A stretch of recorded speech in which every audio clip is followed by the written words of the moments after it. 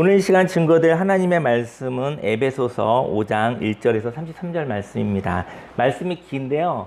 이 말씀을 길게 한번 읽고 싶어서 다 이 안에 있는 얘기는 못 나올 것 같아요. 하지만 에베소서 5장 1절에서 33절 말씀을 길게 읽어보면서 그 중에 또 여러분과 저에게 주시는 말씀이 있을 것 같아서 오늘 말씀을 길게 한번 읽어보겠습니다. 함께 읽겠습니다. 그러므로 사랑을 받는 자녀같이 너희는 하나님을 본받는 자가 되고 그리스도께서 너희를 사랑하신 것 같이 너희도 사랑 가운데서 행하라. 그는 우리를 위하여 자신을 버리사 향기로운 제물과 희생 제물로 하나님께 드리셨느니라. 음행과 온갖 더러운 것과 탐욕은 너희 중에서 그 이름조차도 부르지 말라. 이는 성도에게 마땅한 바니라. 누추함과 어리석은 말이나 희롱의 말이 마땅치 아니하니 오히려 감사하는 말을 하라. 너희도 정녕 이것을 알거니와 음행하는 자나 더러운 자나 탐하는 자 곧 우상 숭배자는 다 그리스도와 하나님의 나라에서 기업을 얻지 못하리니 누구든지 헛된 말로 너희를 속이지 못하게 하라. 이로 말미암아 하나님의 진노가 불순종의 아들들에게 임하나니 그러므로 그들과 함께하는 자가 되지 말라. 너희가 전에는 어둠이더니 이제는 주 안에서 빛이라. 빛의 자녀들처럼 행하라. 빛의 열매는 모든 착함과 의로움과 진실함에 있느니라. 주를 기쁘시게 할 것이 무엇인가 시험하여 보라. 너희는 열매 없는 어둠의 일에 참여하지 말고 도리어 책망하라. 그들이 은밀히 행하는 것들은 말하기도 부끄러운 것들이라. 그러나 책망을 받는 모든 것은 빛으로 말미암아 드러나나니 드러나는 것마다 빛이니라. 그러므로 이르시기를 잠자는 자여 깨어서 죽은 자들 가운데서 일어나라. 그리스도께서 너에게 비추이시리라 하셨느니라. 그런즉 너희가 어떻게 행할지를 자세히 주의하여 지혜 없는 자 같이 하지 말고 오직 지혜 있는 자 같이 하여 세월을 아끼라. 때가 악하니라.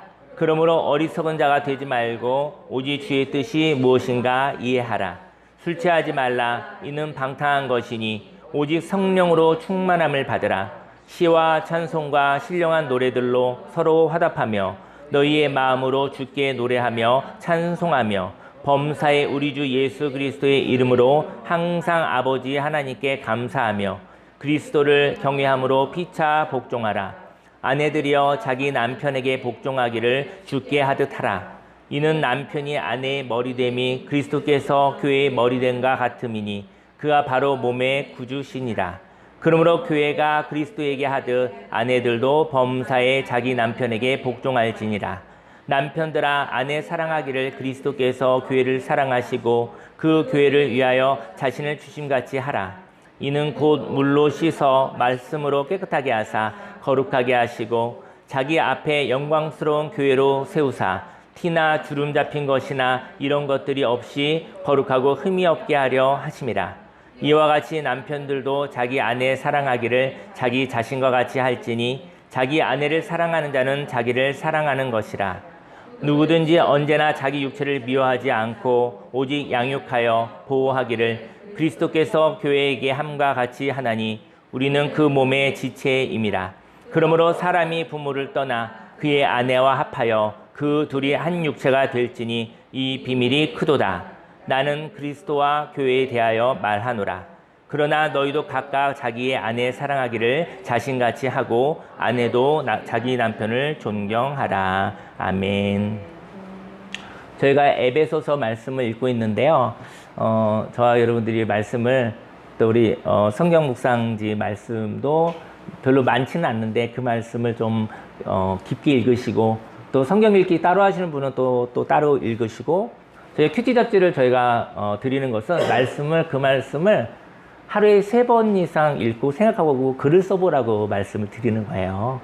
그래서 말씀을 다독해서 넓게 읽기도 하시고 깊게 읽기를 예수님의 이름으로 축원합니다. 이번 주에 있었던 말씀이에요. 네. 오늘 본문 말씀을 근거로 폭력 있는 감정을 은혜로 소통 있는 감정으로 바꾸어요 라는 제목으로 하나님의 말씀을 증거하도록 하겠습니다. 인생에서 사랑을 경험한 사람이 인생 사랑을 경험한 적이 있으신가요? 저 여러분들이? 인생 가운데 사랑을 경험한 적이 있다고 한다면 인생이 시작된 것입니다. 인생 가운데 사랑을 경험한 적이 없다고 한다면 육체적으로는 태어났으나 영적으로는 태어나지 않은 거예요. 저와 여러분들이 이 세상에서 몸은 태어났어도 마음과 영혼이 태어나지 않은 거예요. 저와 여러분들이 하나님의 사랑을 경험한 적이 있다고 한다면 그는 그때 태어난 것입니다. 그래서 지금 몸들은 육체는 돌아다니고 있지만 아직 태어나지 않은 사람들도 많이 있다라는 것이죠.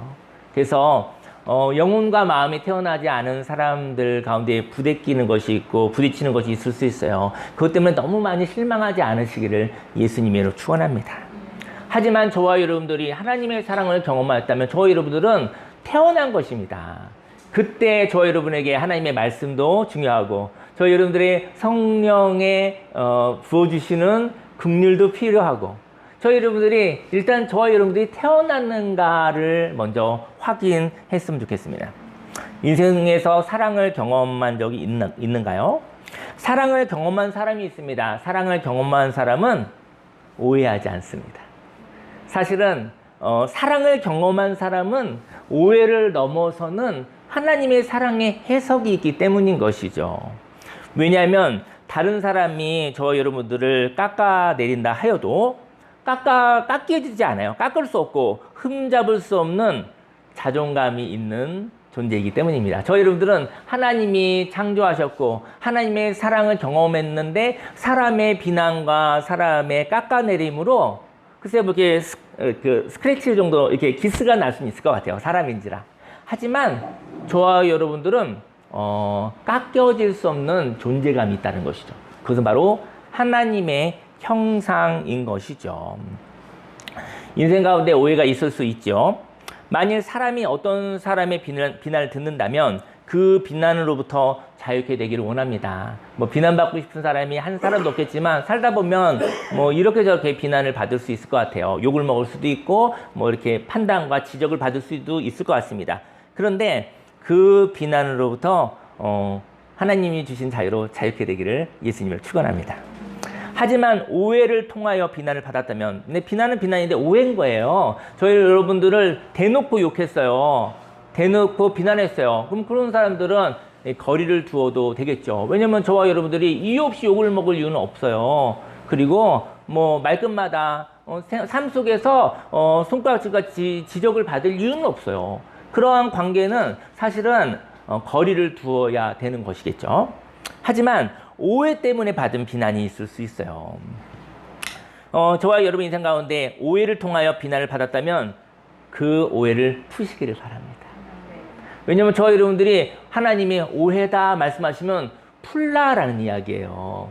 저와 여러분이 어떤 사람이 너를 욕했어, 너에게 폭력을 가했어, 그 사람은 나쁜 사람이야 라고 하면 그 사람과 함께 할 이유는 없겠죠. 근데 하나님이 그와 함께, 하나님 저 마음이 상했어요. 그런데 하나님이 그와 함께 마음속에 오해다라는 마음을 주시면 그게 무슨 얘기죠? 오해를 풀라는 것이죠. 오해를 풀라는 하나님의 뜻인 것이죠. 오해는 진실이 아니고요. 오해이기 때문에 풀만한 가치가 있습니다. 저와 여러분들이 하나님 저 마음이 상했습니다. 근데 하나님이 마음이 상했구나, 사랑하는 아들아 딸아. 하지만 오해구나 했을 때 그때는 하나님 저에게 오해를 풀 수 있는 힘을 주십시오. 오해를 풀려면 만나야 될 거 아니겠습니까? 오해를 풀면 대면해서 마음을 열어야 되지 않겠습니까? 근데 만날 용기도 없고 마음을 열 용기도 없어요. 왜냐면 또 상처를 받을까 봐, 더 괴로울까 봐. 그때 하나님 오해라고 하시니 그러면 오해를 풀 수 있는 용기와 담대함과 하나님의 보호하심, 하나님의 생명사계에서 나를 붙잡아 주소서. 그런 기도가 있어야 되지 않겠는가 생각이 듭니다. 오해는 진실이 아니기 때문에, 오해이기 때문에 풀만한 가치가 있는 거예요. 이렇게 오해를 풀 수 있는 사람은 상대편을 향하여 나의 존재에 대하여 비난하지 않았을 것이라는 믿음이 있어요. 뭐 어떻게 된 거 욕을 먹었어요? 어떻게 하다 보니까 막 손가락질 당했어요? 근데요, 오해를 풀 수 있는 사람은 하나님의 오해다 얘기하면 이런 마음이 있는 것이죠. 오해인데, 오해는 왜 저 사람이 나를 비난하지? 왜 나를 판단하지? 하면서도, 하지만 저 사람이 나의 존재에 대해서 비난으로 들리나 비난하지 않았을 것이라는 믿음도 있는 거예요. 한쪽 편에 그 믿음도 있는 거예요. 그래서 그 믿음이 있기 때문에 그 오해를 풀어달라고 말할 수 있는 것이죠. 두 마음이 있는 것이죠. 정말 힘들고 어려운 마음들, 막 사단의 막 참소들, 거짓말도 막 활성화되고 있고, 한쪽에서는 하나님이 아니다. 너는 내 하나님의 형상이고 너의 존재는 아름답고 네 존재를 향하여서 혹시 오해가 있는 사람이 너의 가치를 알고 있어. 하지만 의사소통에 오해가 있어서 이렇게 된 거야 라는 두 가지 힘든 마음과 좋은 마음이 함께 있다라는 것이죠. 그래서 저와 여러분들이 갈등하고 힘든 것 아니겠습니까? 1절 말씀에 그러므로 사랑을 받는 자녀같이 너희는 하나님을 본받는 자가 되고, 저와 여러분들이 하나님의 사랑을 받은 경험이 없으면 성경 말씀은 시작이 안 됩니다. 저희 여러분들이요, 성경 말씀을 읽는 이유는 저와 예수님을 통해서 하나님의 사랑을 경험했기 때문에 이 말씀이 율법이 되지 아니하고 이 말씀이 복음이 되는 것입니다. 근데 저와 여러분들이 하나님의 사랑을 예수님을 통해서, 성령님을 통해서 경험하지 못했다고 하면 성경은 정말 부담스럽습니다. 성경은 하나도 즐겁지 않습니다. 하지만 저와 여러분들이 하나님의 사랑, 십자가의 사랑이 나를 향한 사랑이라는 것이 믿어졌을 때, 그때부터는 하나님을 본받는 자가 되고, 하나님 본받는 게 쉽습니까? 예. 사랑을 받는 자녀같이 너는 하나님의 자녀라. 그래서 하나님 아버지를 본받는 자가 되는 거예요. 자녀가 아버지를 본받는 것은 참 좋은 것이거든요. 근데 저희 여러분들이 하나님의 사랑을 받으셨다면 그때는 하나님의 말씀도 너무 놀라운 축복인 것이죠.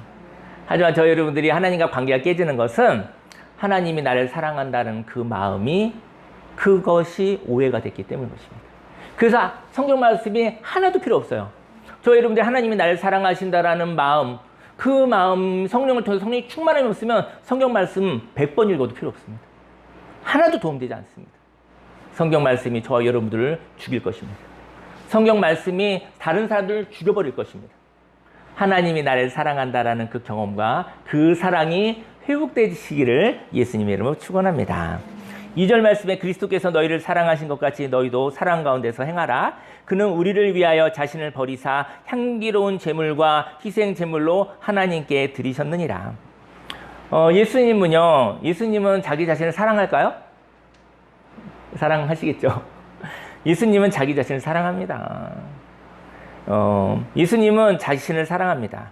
그리고 사랑하는 자신을 사랑하는 자를 위해서 내어주신 것이었죠. 저는 이렇게 성경 말씀에 보면 예수님이 자신을 버리사 그랬었을 때 예수님은 자기 자신을 그냥 너무 가치 없게 버린 것이 아니라는 것이죠. 예수님은 자기 자신을 사랑하지만 사랑하는 자를 위해서 내어주었다라는 것이죠. 저와 여러분들이 때로 사랑을 받을 때 이해되지 않을 때가 있습니다. 어느 사람이 저와 여러분들에게, 물론 예수님의 사랑도 그렇고, 어느 사람이 사랑을 경험하지 못한 사람은 누군가 내게 사랑을 하면 이해가 되지 않아요. 왜 이렇게 어색한 일을 하고 있지? 왜 생뚱맞게? 왜 이렇게 말이 되지 않는 행동을 하고 있지? 사랑을 경험하지 못했기 때문에, 사랑을 해본 적이 없기 때문에 사랑을 이해할 수가 없는 거예요. 저와 여러분들이 때로 사랑을 받을 때 이해되지 않을 때가 있습니다. 왜 나를 위하여 이렇게 비효과적인 일을 하시지? 왜 예수님은 나를 위하여 생명을 주셨을까? 왜 죽으셨을까? 저는 예수님 믿기 전에 너무 그 하나님이 예수님이라는 분을 통해서 우리의 몸을 입고 와서 우리를 위해서 죽으셨다는 얘기가 이게 무슨 얘기인가?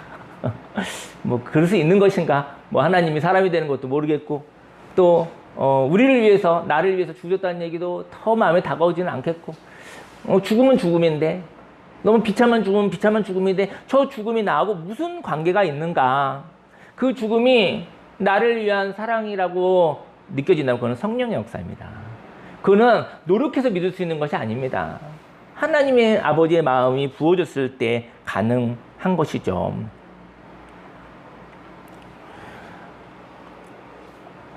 예수님은 왜 죽으셨을까? 저와 여러분들은 큰 사랑을 받았습니다.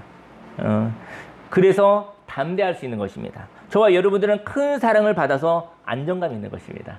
저희 여러분들이 넉넉한 사랑을 받았기 때문에 인생 가운데 불편해도, 인생의 변수가 많아도 거기에 안정감이 있는 것이죠. 어쩌면 예수님의 사랑은 가치가 작은 나를, 저와 여러분들이 때로 위기 가운데 너무 힘들고 어려울 때 저와 여러분들을 비난하죠. 저와 여러분들 너무 작다고 얘기하죠. 아무것도 못하고 쓸모없고 실패하고 기타 등등 모든 것을 가장 부서지게 저와 여러분들을 비난할 때가 있지 않습니까? 그런데 저와 여러분들이 하나님의 사랑을 받은 것이죠. 근데 예수님의 사랑은 가치가 작은 나를 위해서 생명을 주신 것은 너무나 미치는 장사처럼 버려진 것과도 같습니다. 하나님이 예수님을 통해서 생명을 주신 것은 너무 비효과적인 것이고 너무나 하나님이 저와 여러분이 볼 때는 이건 있을 수 없는 일인 거죠. 나같이 작은, 나같이 부족한, 내가 너무나 자존감이 낮아서 너무나 가치가 없다고 생각했을 때 나를 위해서 하나님이 생명을 주셨다고, 그 얘기는 너무 계산이 안 되는 것이죠. 예수님의 죽음은 저와 여러분들이 하나님이 생명을 주시기까지 가치 있는 존재라는 것을 알게 합니다. 예수님의 죽음, 그 값을 하나님이 내놓을 만큼 저와 여러분들이 가치 있는 존재라는 것이죠. 저와 여러분들 인생 가운데 내 존재감이 너무 낮아질 때 할지라도 나는 그러한 존재구나. 내가 쓰러져 있어도 하나님이 독생자 예수님을 통해서 생명을, 하나님 당신이 생명을 주시기까지 나는 하나님의 생명으로 나를 회복해 하고 싶은 그러한 가치 있는 하나님의 형상이구나 라는 것을 알게 한다는 것이죠. 그렇다면 이렇게 하나님의 사랑은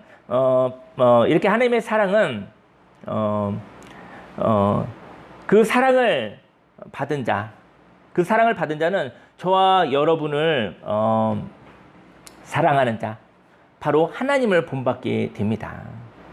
무슨 얘기냐면요, 하나님의 사랑을 받고 난 다음에 나를 사랑하시는 분, 그 하나님을 본받게 된다는 것이죠. 본받는다는 것은 그의 발자취를 밟는다는 것을 의미하는데요. 하나님의 발자취는 곧 하나님의 문화인데요. 오늘 3절 말씀에 음행과 온갖 더러운 것과 탐욕은 너희 중에서 그 이름조차도 부르지 말라. 이는 성도에게 마땅한 바니라. 누추함과 어리석은 말이나 희롱의 말이 마땅치 아니하니 오히려 감사하는 말을 하라. 음행이라는 것은요, 결혼한 자가 결혼을 깨뜨리는 행동을 의미합니다. 음행은 다른 말로 얘기하면 어떤 행위를 하기보다는 배신을 의미해요. 결혼을 했는데 결혼 외에 있는 어떤 성적인 행동들, 여러 가지 정신적인 그 외도도 있을 수 있겠죠. 그런 걸 음행이라고 얘기할 수 있겠죠. 근데 그 말은 다른 말로 얘기하면 배신인 거예요. 더러움이라는 것은요, 부정한 생각이나 잘못된 사상을 말합니다. 저희 여러분들이 어떨 때는 굉장히 영혼이 더러울 때가 있어요. 저희 여러분의 영혼이 더러워서 마음속에 더러운 생각들, 부정적인 생각들, 잘못된 고정관념 이런 것으로 가득 찰 때가 있죠. 이렇게 더러운 생각은요, 시간이 지나면 죄악된 행동을 자연스럽게 낳고 있습니다. 또 탐욕은 뭐냐면요, 탐욕은 물질에 대한 잘못된 집착이래요. 그 큐티 잡지에 다 써있는 얘기입니다. 탐욕은 물질에 대한 잘못된 집착. 사람을 인격적으로 보지 않는 거예요. 사람을 이런 얘기 물어볼까요? 어떤 사람을 봤어요? 저 사람을 의지하느니 돈을 벌어야겠어. 이런 생각 한 적 있으신가요? 돈보다 못한 사람인 거죠. 부부관계 그럴 때가 있어요. 부부관계 가운데 있어서 갑자기 어느 한 사람이 돈에 집착하는 이유는 배우자를 돈보다 못하게 보고 있기 때문입니다. 그런 현상들이 일어납니다. 평생에 한두 번 일어날 수도 있습니다. 신뢰가 깨진 것이겠죠. 물질에 대한 잘못된 집착인데요. 사람을 인격으로 보지 않아요. 물질로 보고요. 조종하려고 한다면 이것은 탐욕입니다. 사람을 물질보다 못하게 보면, 그러면 그것은 탐욕입니다. 물질에 대한 탐욕이 있기 때문에 사람을 돈보다 밑으로 본 것이죠. 이렇게 배신과 체념과 비난, 집착은 이름조차도 부르지 말라고 오늘 성경은 이야기합니다. 이 이름은 무엇이냐면, 저기 아무개 씨 이름 부르잖아요. 저 사람인데 저 사람을 어떻게 만날까? 저 사람을 어떻게 이야기할까? 그러면 이름을 불러야 될 거잖아요. 이름은 통로입니다. 저와 여러분들이 누구를 부를 때 이름을 부릅니다. 저와 여러분들이 누구를 두려워합니까? 그래서 이름을 부르지 않습니까? 그렇다면 두려움의 사람이 될 것입니다. 하지만 저와 여러분들이 향기롭고 가치 있는 것의 이름을 부르면서 살기를 원합니다. 그리고 가치가 작은 것을 부르며 살아가지 않기를 원합니다. 저 여러분들이 말하는 말들이 있잖아요. 그 말이 그 사람의 가치의 수준을 이야기하고 있습니다. 저와 여러분의 말이 하나님의 말이라면 하나님의 문화가 있는 것이고, 물론 교회를 다니는 종교 생활을 떠나서 저희 삶의 언어가, 그 삶의 언어가 하나님의 문화가 없다고 한다면 하나님과 관계가 없는 것일 수도 있는 것이죠.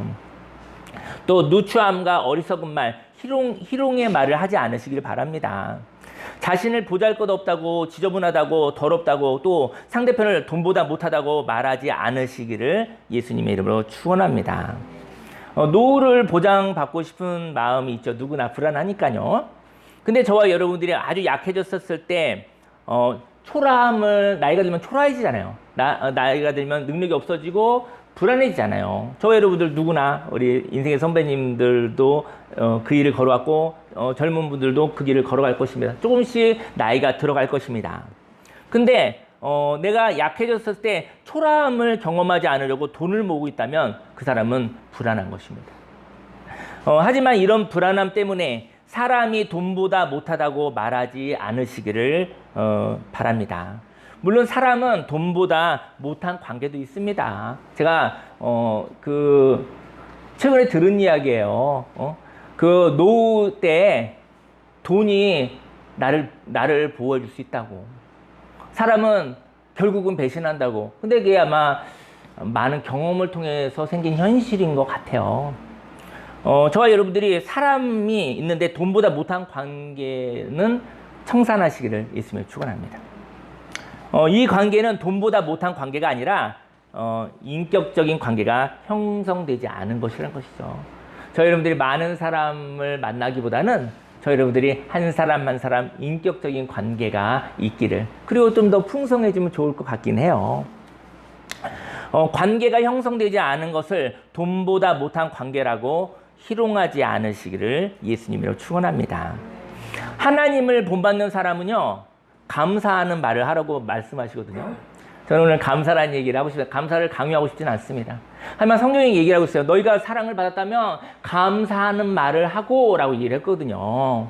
하나님의 사랑을 받고 예수님의 십자가의 생명을 받았는데 저 여러분들이 바빠서 감사하는 말을 하지 않을 때가 있죠. 감사해도 감사하지 않죠. 감사해도 감사하다는 말을 해본 적이 없어서, 들어본 적이 없어서 그 말을 생략하고 살죠. 저 여러분의 인생 가운데 분명히 섬김이 있었거든요.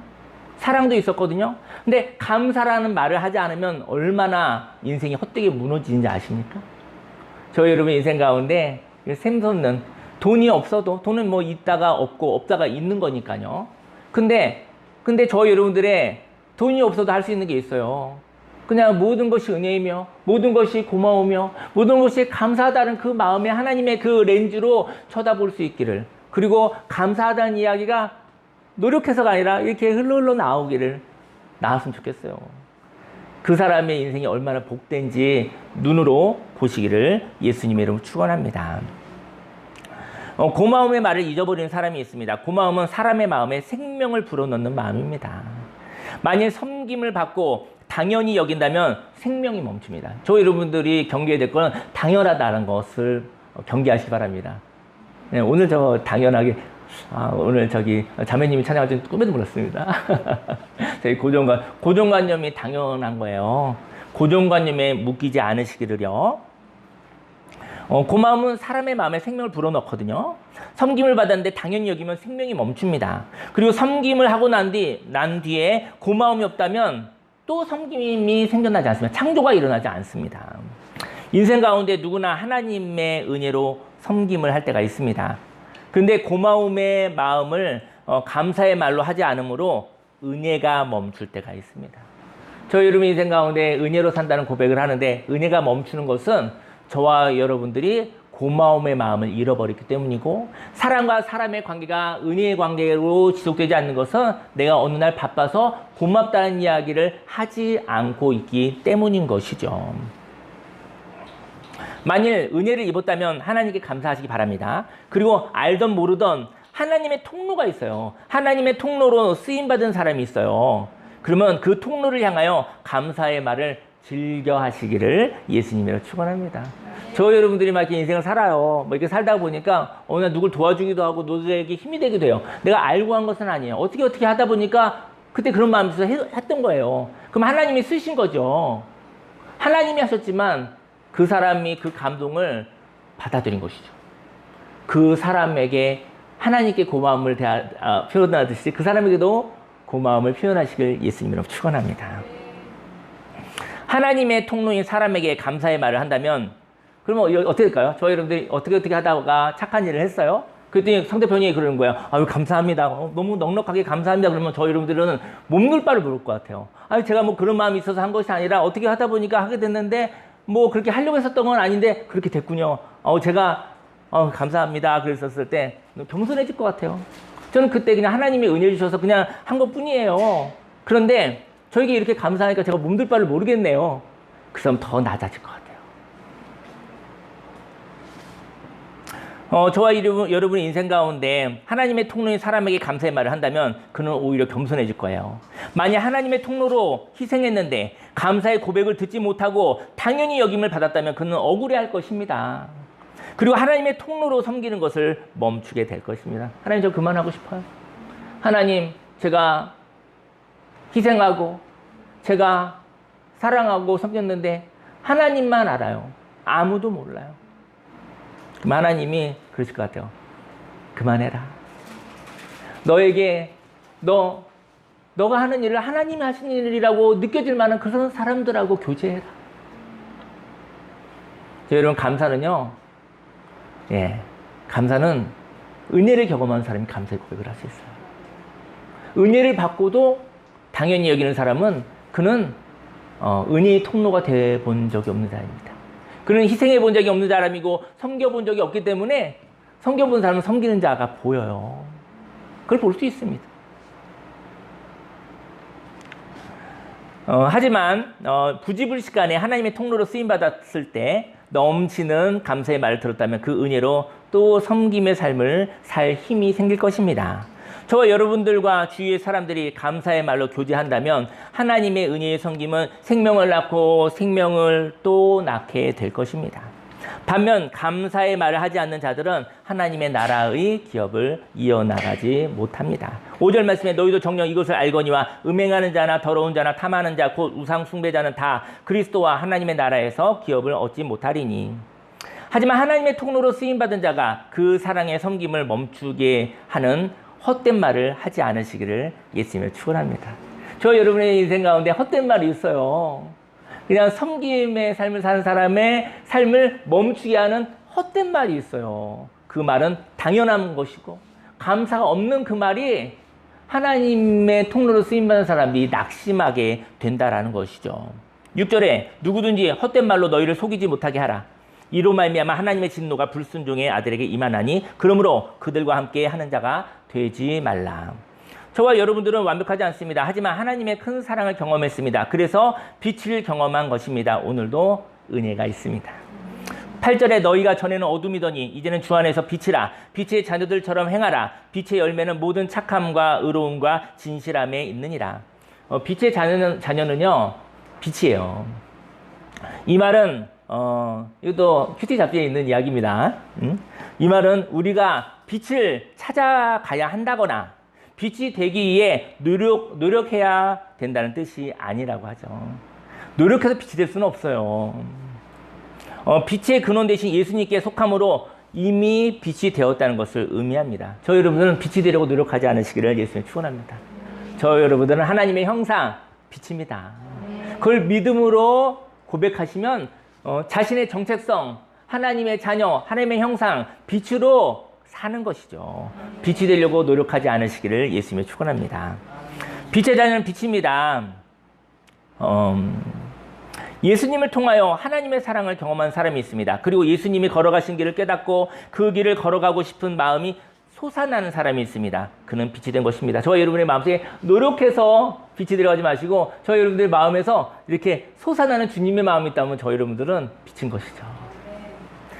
그 감동을 모른다 하지 않으시기를 예수님이 축원합니다.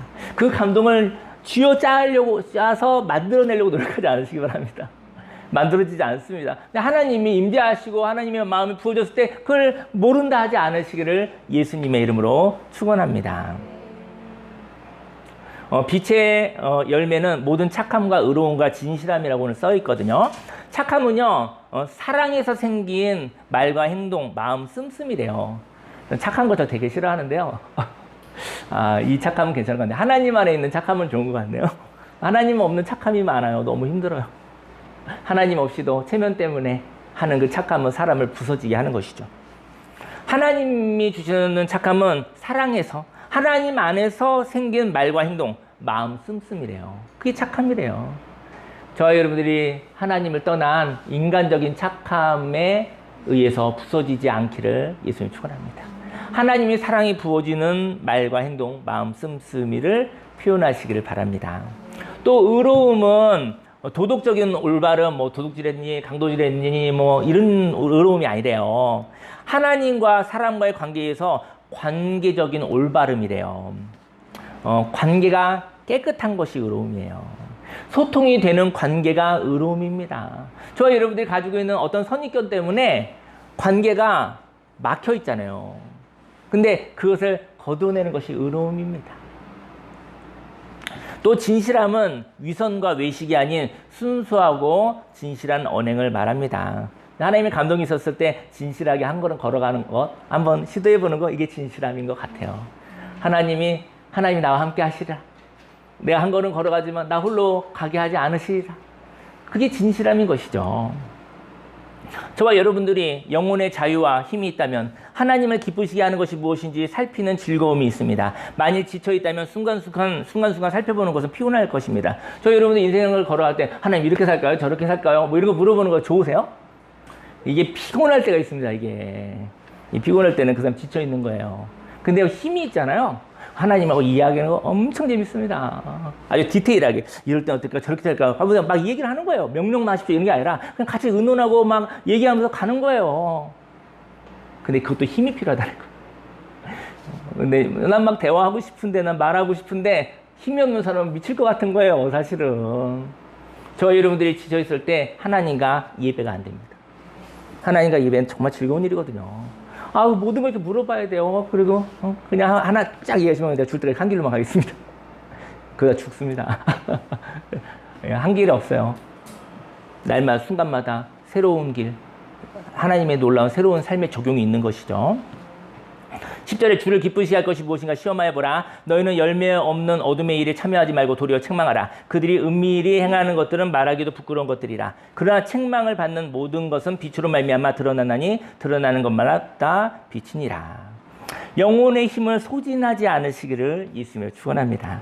14절에 그러므로 이르시기를 잠자는 자여 깨어서 죽은 자들 가운데서 일어나라. 그리스도께서 너에게 비추이시리라 하셨느니라. 그런즉 너희가 어떻게 행할지를 자세히 주의하여 지혜 없는 자같이 하지 말고 오직 지혜 있는 자같이 하여 세월을 아끼라. 때가 악하니라. 세월을 아끼기 위하여 사는 것은 영혼에 힘이 있는 사람입니다. 그 다음 구절 그냥 읽어보세요. 인생에는 시험이 있습니다. 오늘도 시험이 있었습니다. 일요일날, 주일날 얼마나 시작됐다고 눈 뜨자마자 시험이 기다리고 있습니다. 눈 뜨자마자. 아예 둔하게 살면 없습니다. 하나님을 믿는 사람들은 섬세한 자요. 지치면 예민한 자입니다. 하나님을 믿는 사람, 보이지 않는 세계를 인정하고 생각하는 사람들은요. 힘이 있으면 섬세한 사람이고 힘이 없으면 피곤한 사람입니다. 마귀가 이야기합니다. 저희는 피곤할 때 마귀가 여기서 막 속삭거리는 거예요. 근데 그 말을 듣다가 그만 들으시길 예수님 축원합니다. 미련하게 끝까지 듣지 않으시길 바랍니다. 들어봐야 끝이 있어요. 알면서 듣지 않으시기를 바랍니다. 소망이 없습니다. 소망이 없습니다. 죽는 일밖에 없습니다. 끝까지 깨어있다면 끝까지 듣지 않으시기를 바랍니다. 파괴적인 이야기를 계속 듣지 않으시기를 바랍니다. 그리고 잠깐만 마귀에게 조금 인격적으로 대해주시면 잠깐만 나 하나님하고 이야기를 갈게. 그냥 조금 불쌍히 여기지만 그렇게 얘기하시기 바랍니다. 너무 화나면 쫓아내시기 바랍니다. 소리를 지르시기 바랍니다. 마귀에게 속은 자에게 하지 마시고, 관점을 바꿉니다. 관점을 바꿀 때 세상이 달라집니다. 여러분이 동쪽을 쳐다보다가 뒤돌아서 서쪽을 쳐다보십시오. 다른 세상이 옵니다. 하나님의 관점으로 방향을 틀면 새로운 세상이 있는 것이죠. 관점을 바꿀 때 기분이 좋습니다. 그리고 하나님을 만납니다. 하지만 어떤 사람들이 저와 여러분들에게 말을 합니다. 공감받기 위해서 말을 하는 사람들이 있거든요. 공감받기 위해서 말을 하는 사람이 있는데, 그 공감이 힘드네요, 그게. 힘이 없을 때 엄청 피곤한 일이거든요, 공감을 해준다는 것이. 공감받고 싶은 사람은요, 공감받고 싶은 사람이 약자인 거예요. 그리고 그 사람이 나를 사랑하는 사람인 거예요. 그때는 공감합니다. 공감해달라고 얘기하는 사람이 있는데 그 사람이 약한 자인 거예요. 그리고 그건 나를 사랑하는 거예요. 그래서 내가 마음을 열어서 공감하는 거 피곤합니다. 공감하는 거 힘이 듭니다, 사실은. 하나님의 힘이 있어야 되는 것이 당연한 거 아닙니다. 근데 나를 사랑하기 때문에, 그리고 그가 나보다 약한 자이기 때문에 내가 하나님의 긍휼로 힘을 써서 공감하는 것입니다. 사랑하는 사람은 또 사랑하는 자에게 또 조언이 하고 싶어요. 좋은 새로운 정보를 주고 싶은 거예요. 그래서 이렇게 얘기를 하고 싶은 거예요. 근데 힘이 없는 사람은 너무 피곤합니다. 마귀가 말을 겁니다. 나쁜 자로, 강자로 나에게 폭력을 가합니다. 어떤 사람이 공감해달라고 하는데 공감해달라고 하는 사람이 강한 거예요. 그리고 폭력성이 있는 거예요. 그러면 절대로 공감해 줄 수 없습니다. 왜냐면 저항하고 싶어요. 반대로 행동하고 싶어요. 공감해달라고 얘기를 하는데 거기에 폭력성이 있다고 한다면 마음의 문을 닫습니다. 위험하거든요. 완벽은 없습니다. 그래서 대화를 합니다. 티키타카 하면서 사랑을 하는 것이죠. 마귀는 도적질합니다. 내 영혼의 자유와 평화를 도적질합니다. 마귀가 판단할 때 저와 여러분들은 자기 자신을 보호하시기를 예수님 축원합니다. 마귀를 무시하시기를 예수님을 축원합니다. 마귀의 말에 공감하지 않으시기를 예수님을 축원합니다. 수용하지 않으시기를 축원합니다. 마귀를 대적하는 표현을 하시기를 예수님을 축원합니다. 마귀에게 공감하지 않으시기 바랍니다. 공감 잘하는 사람은 마귀에도 잘하고 하나님에게도 잘하고 사람에게도 다 잘해요. 수용성인 거죠. 공감이 된다는 것은 선과 벽이 무너졌다는 것을 의미하거든요. 공감이 되는 것은 그를 향하여 사랑할 때 방어벽을 무너뜨리는 것이거든요. 그래서 공감하면서 너무 아파요. 왜냐면 그의 가시를 다 껴안아야 때문에. 약한 자를, 힘든 자를, 내 사랑하는 자에서 벽을 내리고 껴안는 것이 공감인 것입니다. 공감은 언제 하는 것일까요? 성령으로 사랑으로 공감하는 것입니다. 성령이 충만함이 없다면, 하나님의 긍휼이 부어지지 않는다고 한다면 공감하려고 노력하지 않으시기 바랍니다. 공감할 수 없습니다. 오히려 부서집니다.